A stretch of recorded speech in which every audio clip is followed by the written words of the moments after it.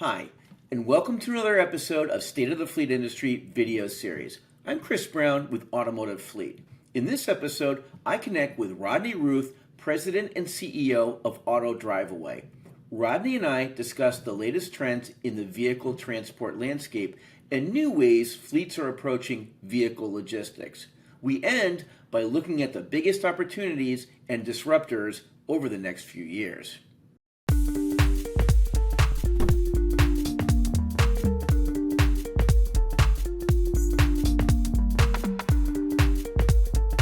Well, Rodney, thanks for joining me today on this edition of State of the Fleet Industry. It's great to be here, Chris. Looking forward to it. Real quick, who is Driveway? What do you guys do?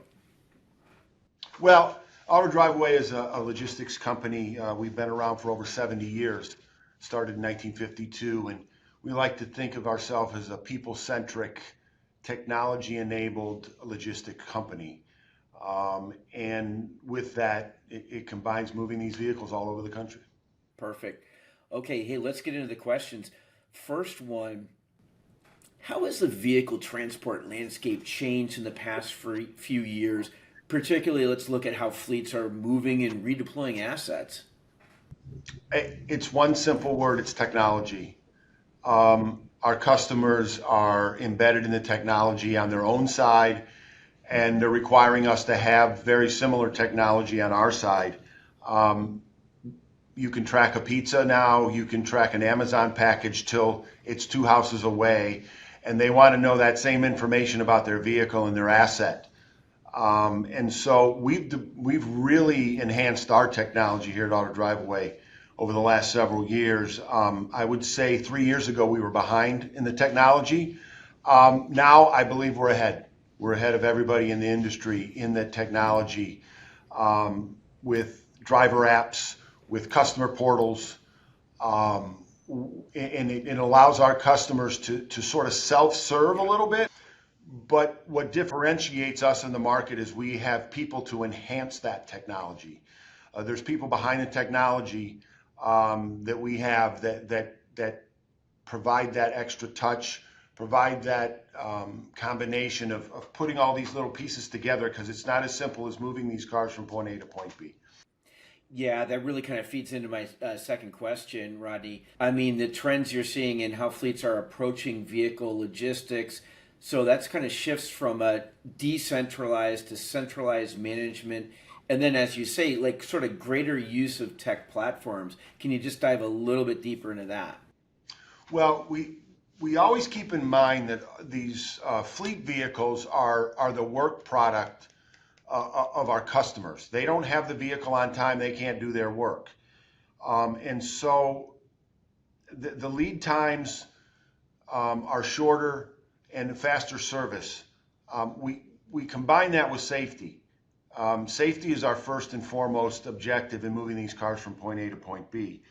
But they want real-time information about their vehicle. They want real-time communication, clear, concise communication, so they can understand what's going on, because our FMCs, they have customers as well. And so it can be a little game of telephone.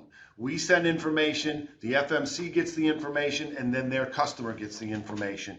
And it's up to us to provide accurate, concise, and on-time information. The other thing is, now that you are right in saying that more fleets are becoming more centralized.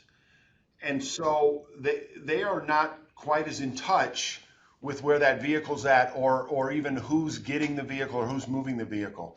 So with that centralization, the communication, we actually touch, see the vehicle. We're the eyes, the ears, and the nose in some cases of the vehicle.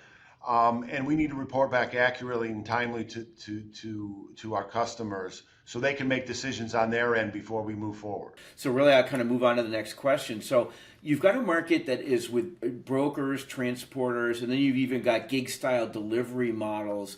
Can you talk about the evolution of those, which might be gaining traction and why? Well, I think as we look at it, and we run into some competition in the brokerage side. I think the brokerage side is probably the easiest. The barrier to entry is small. You can broker vehicles from your basement if you want. The insurance requirements aren't as great as they are on the Driveaway side because they're not, they third party it out, and that's who uses the insurance. The other thing we're seeing is just straight tech platforms. They're building tech that is very slick, very neat. But as I said earlier about our platform, we have that tech platform, but we have the people to support it. We have that human touch that is involved with getting that vehicle from point A to point B. We've seen really nice tech platforms, but there's support for that tech, but there's no support for the movement of the vehicle. So it's sexy to the customer because it's very slick. The interface is very slick. It's almost 100% self-service.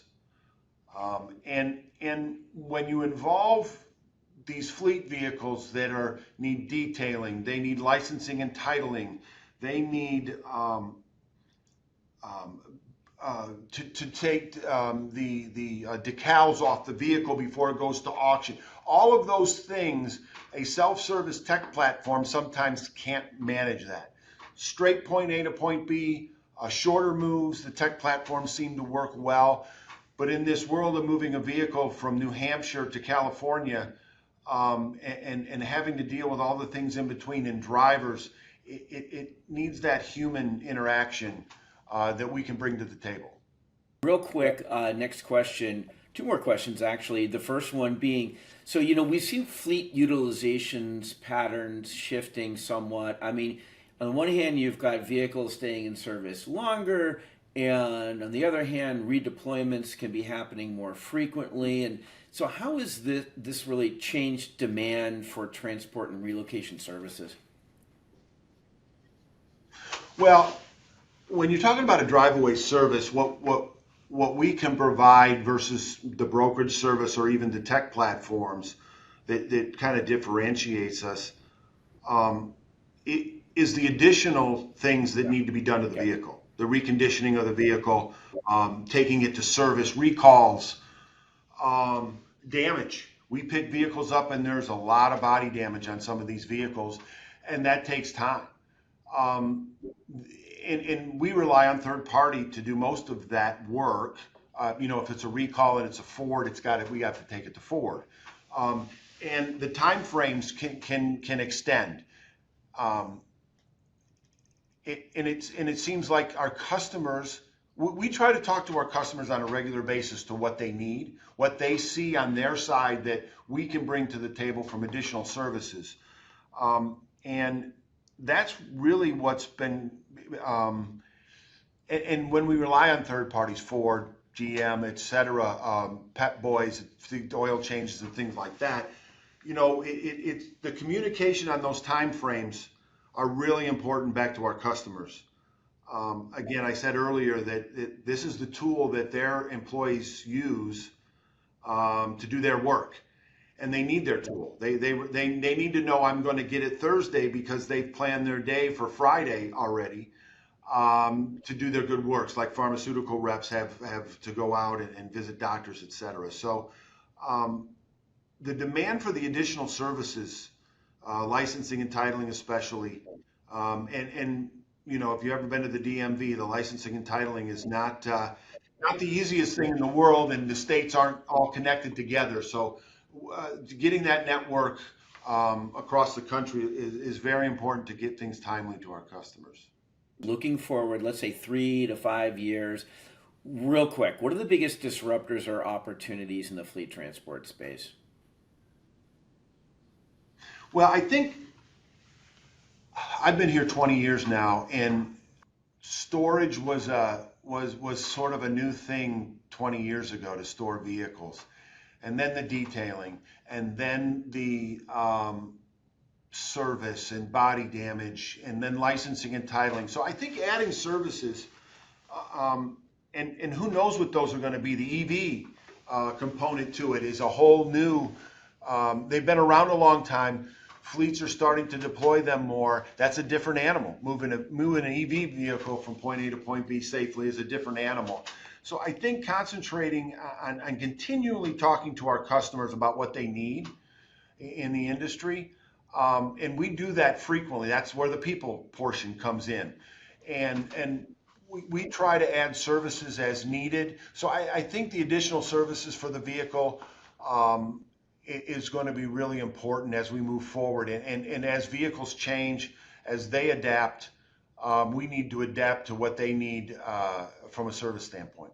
Sure. Well, thank you for the education, Rodney. Really appreciate you being on this edition of State of the Fleet